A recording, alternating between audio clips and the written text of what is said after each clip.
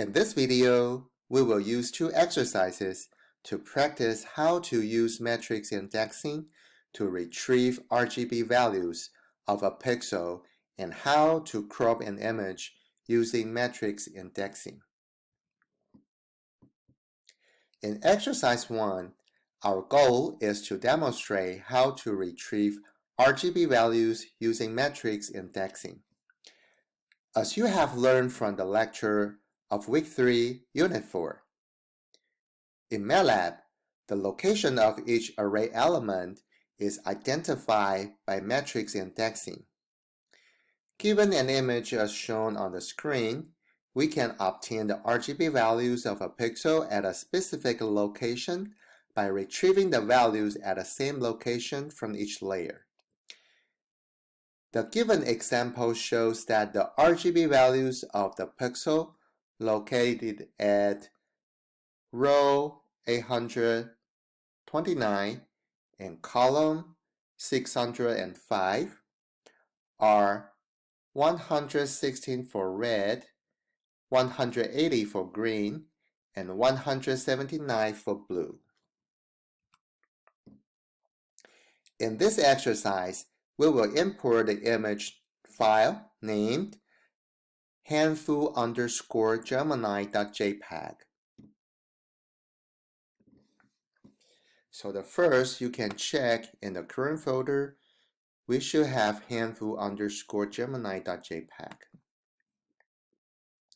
The first step is that we will import the image file from the current folder using imread function. The imported image is stored in a variable named imc as our convention.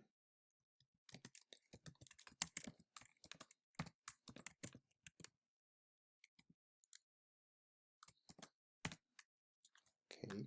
Once you executed this command, you can see in the workspace that imc holds the imported image. The size of the image is 1244 by 700 by 3. Okay. It is worth noticing that in MATLAB, matrix index start from 1, comparing to Java and C++, which start from 0. To obtain the RGB values at a specific location, that is row 829 and column 605, we can use imc, left parenthesis, and we put the row index 829, comma, and the column index 605, okay, to access the 3 layer. All right. Please notice that the column symbol in the third dimension indicates all elements of the third dimension which represent the layer. When you hit enter, you can see the red is 116, green is 180, and the blue is 179. Okay.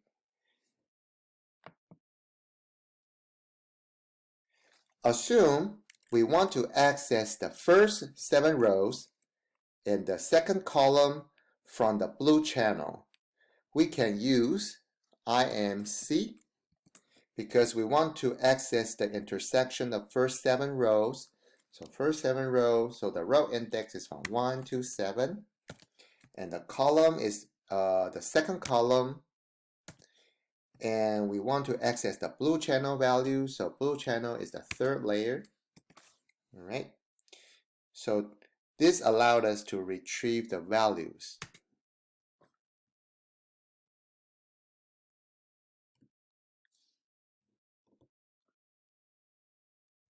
Okay. In exercise 2, we will crop an image using the matrix indexing. Cropping an image can be considered as extraction of a subimage from the original image. In this example, our goal is to crop the image on the left according to the red rectangle to obtain the subimage on the right.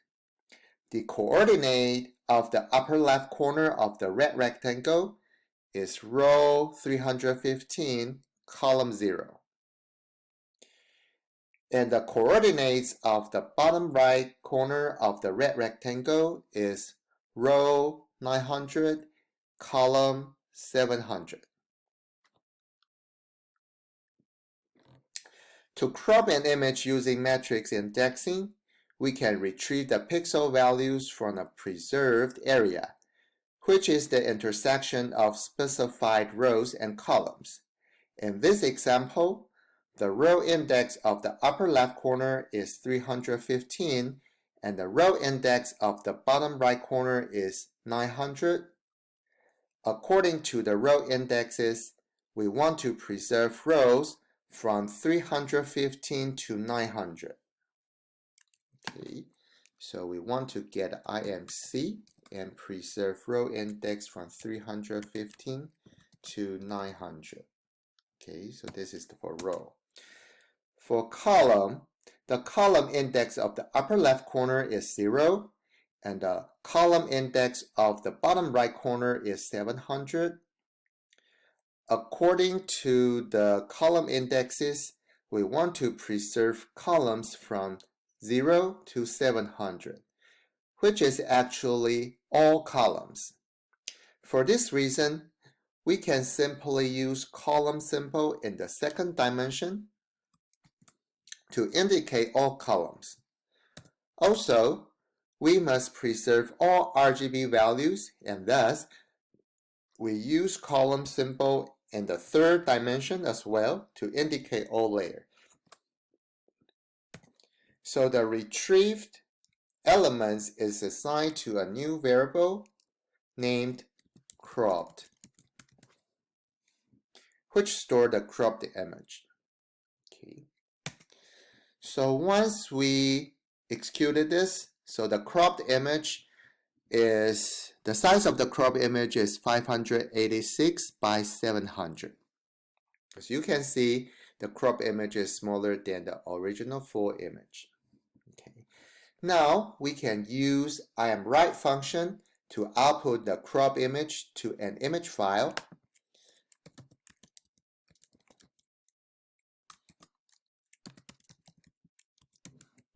Okay, and because we want to differentiate with the original file name, handfu_gemini.jpg, so we output to handfu_gemini.png.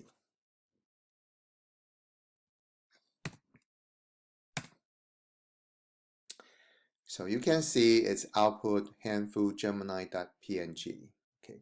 In this way, you can see a cropped image has been created as a new file named handfu_gemini.png in the current folder.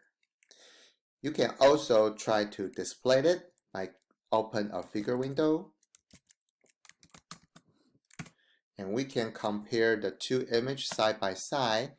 We can try to use subplot, and we want to split the figure window into one row, two column. In the first one, we show the original image IMC, and on the right, subplot 1 to 2, we are going to display the cropped image, cropped. So you can see after we cropping the image becomes smaller. Okay, thank you for watching. Bye-bye.